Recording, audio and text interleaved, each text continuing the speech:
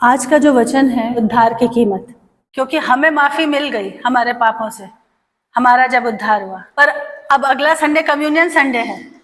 Communion Sunday से पहले हमेशा पास्टर बोलते हैं माफ करो उनको, तुमने उनका कुछ नहीं बिगाड़ा था पर उन लोगों ने तुमको बहुत तकलीफें दी, उनको माफ करो। कई बार कुछ ऐसी सिचुएशन आती है कि हमारे लिए बड़ा मुश्किल होता है माफ करना।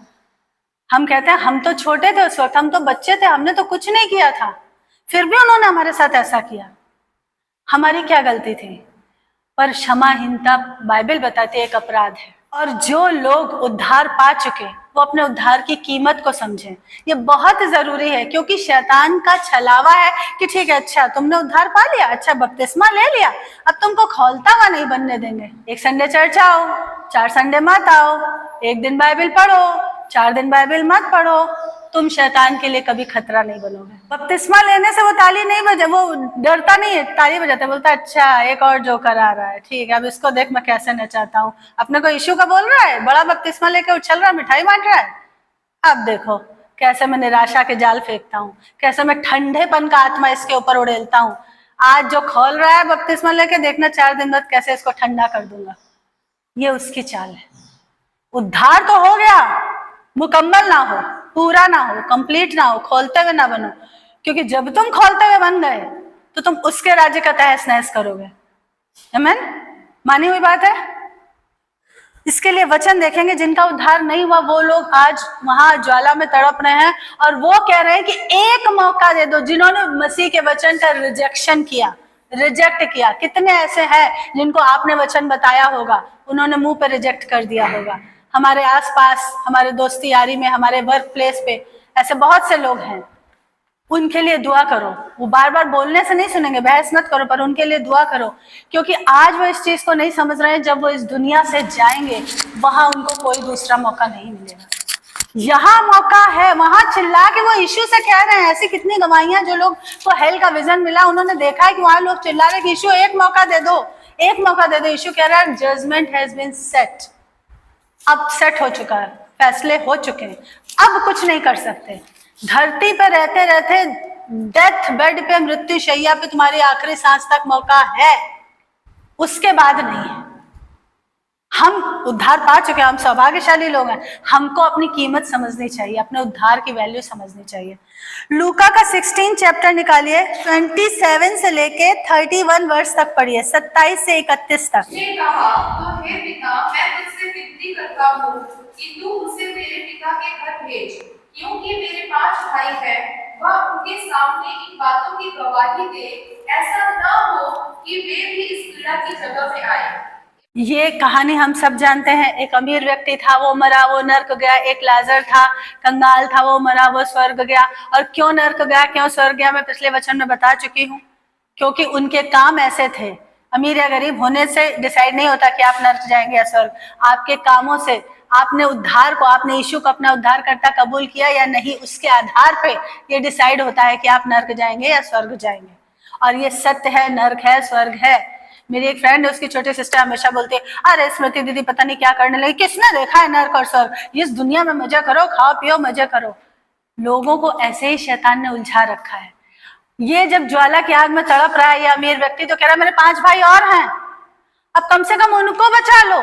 अब्राहम से कह रहा है किसी को भेज दो, किसी को मरे हुए से जिंदा करके भेज दो, तुम तो स्वर्ग में, यीशु के पास सामर्थ है, वो किसी को भेज सकता है धरती पे। अब्राहम ने कहा वहां पे बाइबल है, वहां पे पुस्तकें हैं, वहां पे सुसमाचार के ट्रैक्स बांटने वाले, आज के समय में अगर कहें सुसमाचार के ट्रैक्स, गॉस्पेल के ट्रैक्स बांटने वाले हैं, वचन बताने वाले लोग हैं, उनकी सुनो। कह रहा नहीं, कोई मरे हुओं में से कोई बड़ा चमत्कार को देखकर भी लोग, मैंने देखा है, आए, चमत्कार लिया और वापस लौट गए।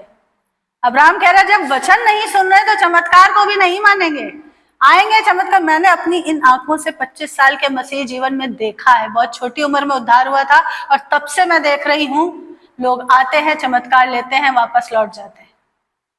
चमत्कार से उद्धार नहीं होता। चमत्कार जरूरी है, हाँ जरूरी है, लोगों को मसीह तक लाने के लिए, उन मसीह की पहचान, उसके प्यार की पहचान कराने के लिए चमत्कार जरूरी है। चमत्कार का इनकार कहीं नहीं किया बाइबल ने, जरूरी है। लेकिन उद्धार जब होता है जब वचन अंदर जाता है, जब मन छिदता है, तब उद्धार होता है। आज अगर हम यहाँ बैठे हैं, हमारे प्रियजनों का उद्धार नहीं, इस चीज को हल्के में मत लो। आत्माओं का बोझ आपके अंदर होना चाहिए। मेरे पापा का उद्धार नहीं हुआ। मेरे पापा, लोग बताते हैं, सब उनके साथ के लोग, मम्मी, नानी, मामी, सब बताते हैं बहुत अच्छे इंसान थे, बहुत मेहनती व्यक्ति थे। हाई स्कूल में जब थे तो मेरे बाबा ने, मेरे ग्रैंडफादर ने उनको घर से निकाल दिया। क्यों? ढेर सारे बच्चे थे, वो कह रहे थे अब हाई स्कूल कर लिया, अब नौकरी करो। पापा को पढ़ने की लगन थी, वो कह रहे थे मुझे ग्रेजुएशन कर लेने दो। उन्होंने कहा नहीं, मेरे घर में तुमको रोटी नहीं मिलेगी, अगर कमा के नहीं लाना तो निकलो मेरे घर से बाहर। वो इतने मेहनती थे। अब सर पे छत तो चाहिए ना, फुटपाथ पे सोओगे तो पुलिस परेशान करेगी। तो अपनी मामा के पास गए कि मुझे रहने के लिए जगह दे दो, अपना सारा खर्चा मैं खुद उठाऊंगा, आपको मेरे ऊपर 1 रुपया नहीं खर्च करना, सिर छुपाने के लिए बस छत दे दो। मामी ने कहा भाई देखो बहुत ठंडी होती है, बहुत सर्दियां पड़ती हैं, तो मैं सुबह सुबह उठ के, तुम कॉलेज वगैरह जाओगे 11वीं 12वीं में और कोचिंग वोचिंग जो भी करोगे, मैं उठ के खाना नहीं बना के दूंगी, अगर रात का बासी बचता है तो खा लेना, नहीं तो भाई ऐसे ही चले जाना, मंजूर है तो बोलो। पापा ने कहा मंजूर है। इतनी मेहनत करी, सुबह से उठते थे, न्यूज हॉकर का काम किया, जो छोटे मोटे काम मिलते थे वो करते थे, मामा के घर के 4 काम करते थे। भाई जिसके घर में रहोगे वो काम करवाएगा ही करवाएगा, फोकट में कोई नहीं रहने देगा। उनके बच्चों को पढ़ाते थे, उनके दूसरे काम करते थे, सब काम करते थे, अपनी पढ़ाई का खर्चा निकालते थे, जो छोटा मोटा दिन भर में ढूंढते थे कॉलेज के टाइम के बाद कि जो काम मिले वो काम कर लूं। लेकिन उनको क्या थी? धुन थी पढ़ने की, मेहनती थे। कैसे कैसे करके उन्होंने अपना बीकॉम किया। उसके बाद उन्होंने खुद जॉब ढूंढी, 2 जॉब उन्होंने क्वालिफाई करी, एक पीडब्ल्यूडी में क्वालिफाई करी, एक एफसीआई में क्वालिफाई करी। और क्वालिफाई करने के बाद जब पैसा हाथ में आने लगा, इतना दिल दरिया था, वापस उसी पिताजी के घर का खर्चा चलाने लगे। आजकल की औलादें होती तो बुरा मानते हैं, तुमने तो हमको निकाल दिया था, अब हम तुमको खर्चा चलाने के लिए पैसे दे, तुमने तो हमको दिए नहीं था, हमें तो ग्रेजुएशन नहीं करने दी। इतना दिल दरिया। मम्मी कहती लोग उनको दानी जी बोलते थे। नई शर्ट खरीद के लाए हैं अपने लिए और पहन के ऑफिस जा रहे हैं, छोटे भाई ने कह दिया भैया शर्ट बड़ी अच्छी लग रही है, कहाँ से लाए? अच्छी लग रही, लो तुम ले लो। वो मोहल्ले में आवारागर्दी करते घूमेगा वो शर्ट पहन के, अपना पुरानी शर्ट पहन के ऑफिस चले गए। इतनी अच्छाइयों के बावजूद उद्धार हुआ क्या? तुम्हारे सारे भले काम फटे मैले चीथड़ों के समान हैं, ये कड़वा सच है। मुझे इस बात का बहुत दुख होता है। इस धरती पे भी मैं अपने पिता को नहीं देख पाई, इस धरती से जाने के बाद भी उस शारीरिक पिता को मैं नहीं देख पाऊंगी, क्योंकि मुझे बाइबल का सच पता है। मुझे ताज्जुब होता है तुम लोगों को कैसे अपने लोगों के लिए खौलाहट नहीं है। मेरी तो शैतान से जंग यही है, एक एक आत्मा बचा के लेके जाऊंगी, जब तक आखिरी सांस तक जीऊंगी एक एक आत्मा के लिए काम करूंगी। वो एक आत्मा तो उन्हें नहीं बचने दी। तुमको कैसे अपने उद्धार की वैल्यू समझ में नहीं आती? तुमको कैसे कीमत नहीं पता उद्धार की? ये तड़प रहा है, कह रहा है मेरे भाइयों को बचा लो। मैं हजारों बार यीशु से सवाल कर चुकी हूँ, प्रभु मेरे पापा तक वचन क्यों नहीं भेजा? किसी को भेज देते उनके पास, हो सकता है शायद कोई गया हो, उन्होंने अपने ब्राह्मण होने के घमंड में रिजेक्ट कर दिया, मुझे नहीं मालूम। पर मेरा सवाल ये रहता, प्रभु मेरे पापा तक वचन क्यों नहीं भेजा? वो तो बहुत ब्रॉड माइंडेड थे, वो तो सारी नई चीजों को एक्सेप्ट करते थे, वो एक्सेप्ट कर लेते, उन तक किसी को तो भेज देते वचन बताने। उद्धार की वैल्यू समझो, बहुत बड़ी चीज है जो तुमको मिली हुई है। आपके लिए तो चर्च आना ही बोझ लगता है। कैसे आपकी नींद नहीं खुलती सुबह? कैसे आप चर्च नहीं आते? कैसे बारिश आनी पानी वचन कहता है, कौन हमको मसीह के प्रेम से अलग कर सकता है?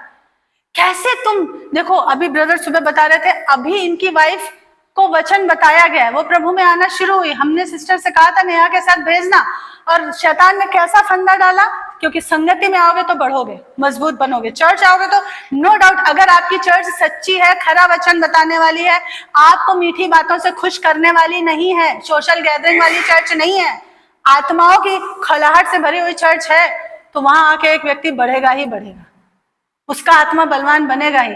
कैसा फंदा डाला? आज ही उनको नौकरी के लिए कॉल आ गई। अभी एक जिसने वचन को एक्सेप्ट भी नहीं किया है, उसको ये समझाना बहुत मुश्किल हो रहा है कि भैया संडे नौकरी वाली जॉब मत पकड़ो, उसको ये समझाना। पर हम प्रार्थना करेंगे, मैंने ब्रदर से कहा आपकी बहुत बड़ी जिम्मेदारी, आप प्रार्थना करो। कम से कम वो विरोध ही नहीं कर रही, यही बड़ी बात है, क्योंकि जो यीशु का विरोध करता है उसके अंदर एंटी क्राइस्ट का स्पिरिट होता है, जिसको यीशु से चिढ़ होती है।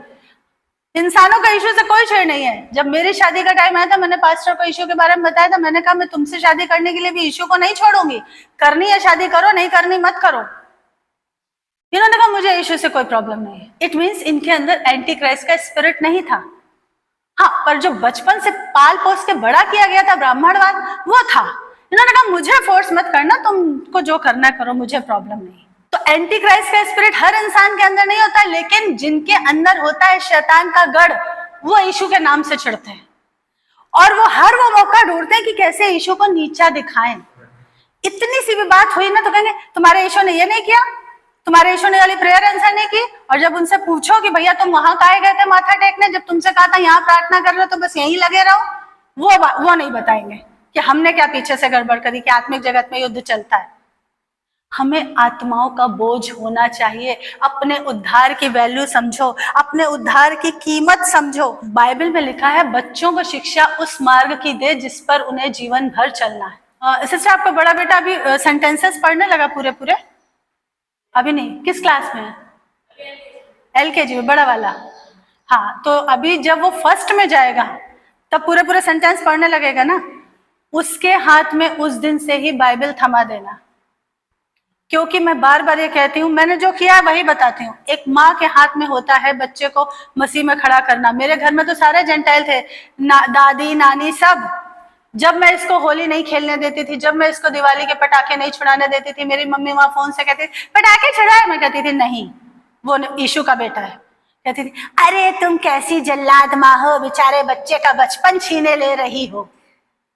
दादाजी का उद्धार नहीं है, उनके चक्कर में पड़ के बच्चों की हैबिट नहीं बिगाड़नी है।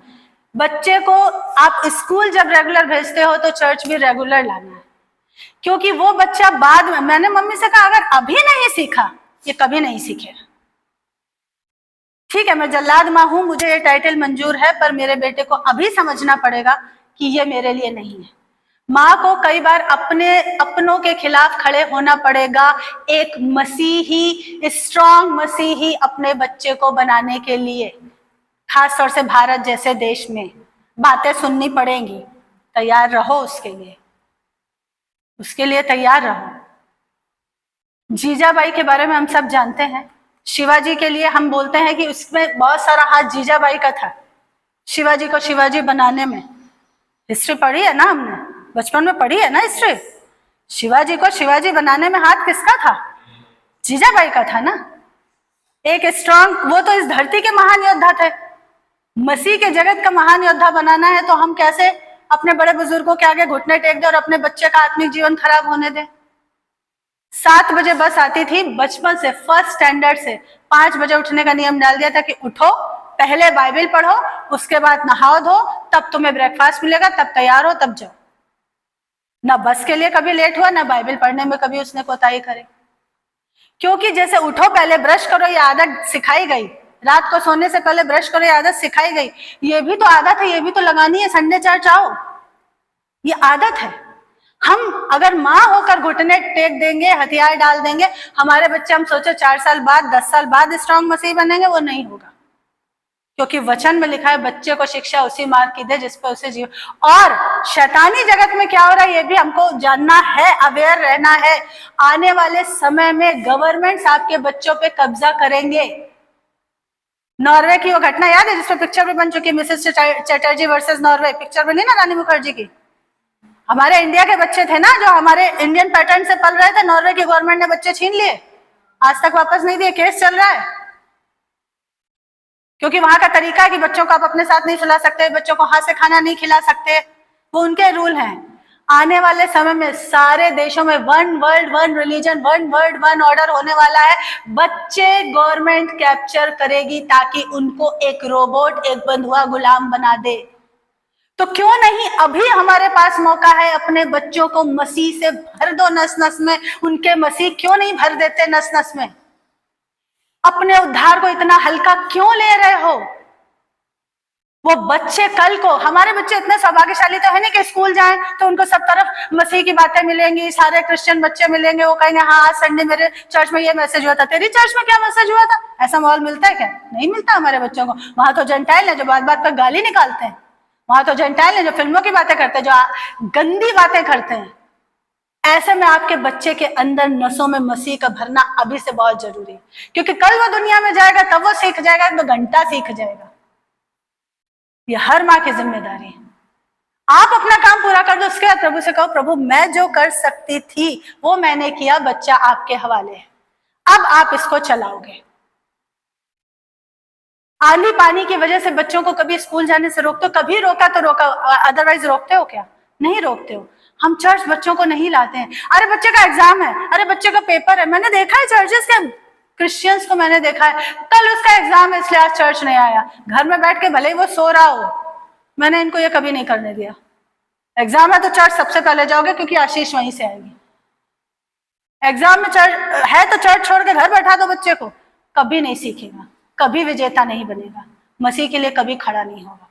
नस नस में भरना है हमें, क्योंकि आने वाले समय में हमारी औलादों के ऊपर बैरी का कब्जा होने की योजना बन रही है। इसलिए हम उस समय तक उठा लिए जाएं, बहुत अच्छी बात है, लेकिन नहीं तो हर एक को खोलता हुआ तो बना ही दो। कम से कम आज मौका है, बच्चों को खोलता हुआ बनाओ। अपने प्रियजनों के लिए, उद्धार के लिए दुआ करो, खौलाहट से बढ़कर। शैतान से डरते मत रहो, हारो निराशा में मत रहो, इतने जोर से गुस्से में रहो कि तुझे तो मुक्का मार के नाक तोड़ूंगी मैं तेरी। इस तरीके से युद्ध लड़ना है। जैसे यूथ आइकन की अगर जैसे हम घर में कभी बात करते तो मेरी आदत है, मैं किसी के भी बातों से या उसकी बड़ी पदवी से या उसके रुपए पैसे या उसके ज्ञान से मैं कभी इंप्रेस नहीं होती हूँ। सुन लेती हूँ, चुप रहती हूँ, पर मैं इंप्रेस नहीं होती हूँ। मैं उसके कामों को देखती हूँ। जैसे मैं जगदीश ब्रदर की बात हमेशा घर में करती हूँ कि असल में अगर कोई यूथ आइकन है अपनी चर्च में तो जगदीश ब्रदर है। उन्होंने नहीं बताया था, रिम्पल ने बताया था कि उन्होंने बोला था कि शादी होगी तो चर्च में होगी, नहीं तो शादी नहीं होगी। और इस बात के लिए मेरे दिल में इनके लिए बहुत रिस्पेक्ट है, क्योंकि इन्होंने करके दिखाया। इन्होंने वो करके दिखाया। हाय मेरी गर्लफ्रेंड हाथ से ना निकल जाए, चल कर लेते हैं, चल चल कोर्ट मैरिज कर लेते हैं, चल ना तेरे पापा की ना मेरे पापा की कोर्ट मैरिज कर लेते हैं, अपन सेकंड जनरेशन क्रिश्चियन है ना, चल कोर्ट मैरिज कर लेते हैं। उन्होंने कहा नहीं, करनी है तो चर्च में करो, लो बपतिस्मा और चर्च में करो, शादी नहीं तो नहीं होगी। इसलिए मैं इनकी रिस्पेक्ट करती हूँ, क्योंकि इन्होंने अपने कामों से मसीह के प्रति अपनी वफादारी शो करी है, साबित करी है। मैंने भी यही किया था, मैंने बोल दिया था। मेरी मम्मी ने बहुत हाय तौबा मचाई जब घर आके मैंने मम्मी को बताया कि मैंने बोल दिया उनको। मैंने रमन को बता दिया है कि मैं यीशु को मानती हूँ, छोड़ो नहीं। मम्मी ने बहुत हाय तौबा मचाई, सर पीटा, न बाप है न भाई है, अगर सगाई टूट गई समाज में मुंह दिखाने के काबिल नहीं रहोगी, कहाँ जाओगी, हम तो तुमको मार के गंगा जी में फेंक आएंगे, ये वो ड्रामा ब्ला ब्ला ब्ला। मैंने कहा कुछ भी हो, शादी झूठ की बुनियाद पे नहीं होगी। ये कॉलेज कैंटीन का रिश्ता नहीं है जो कॉलेज के गेट से बाहर निकलते ही खत्म हो जाएगा। मैंने कहा ये रिश्ता मेरे साथ जाएगा, मेरा और यीशु का रिश्ता तुम्हारे घर आएगा तुम्हारे साथ, अगर मुझे ब्याह के ले गए। मैंने कहा होना दो बदनामी, जो होता है जो बदनामी, मैंने इनको बोला था मैं झेल लूंगी, अगर आपका मन नहीं भर रहा मत करो मुझसे शादी, एंगेजमेंट तोड़ दो। लेकिन मैं, क्योंकि मुझे उससे पहले मौका ही नहीं मिल रहा था, मैं ताक में थी कहीं तो मौका मिले, कोई फोन नंबर मिल जाए। उन दिनों तो मोबाइल भी नहीं होते थे कि कैसे तुम्हें बता दूं कि मैं यीशु को प्यार करती हूँ, आपसे पहले मैं यीशु को प्यार करती हूँ। जैसे ही मौका मिला मैंने भंडा फोड़ दिया। मम्मी बहुत चिल्लाई कि नाक कट जाएगी बिरादरी में अगर मंगनी टूटी, सगाई टूटी। हमें खड़े होना पड़ता है, एक समय ऐसा आता है जब हमें खड़े होना पड़ता है यीशु के लिए। इसलिए मैं जिसको मसीह के लिए ईमानदारी से खड़ा देखती हूँ उसकी मैं दिल से बहुत इज्जत करती हूँ, सच में, और करनी भी चाहिए, क्योंकि वो मसीह के सच्चे सपूत हैं। और ऐसे ही बने रहना आगे, और क्योंकि उसको डंडे मार के बाइबल पढ़ना आप सिखाओ, उसको आप ही सिखाओगे। मैं 1000 बार उसको बोलती रहती हूँ, सिखाना है, अगली पीढ़ी के लिए तैयार करना है।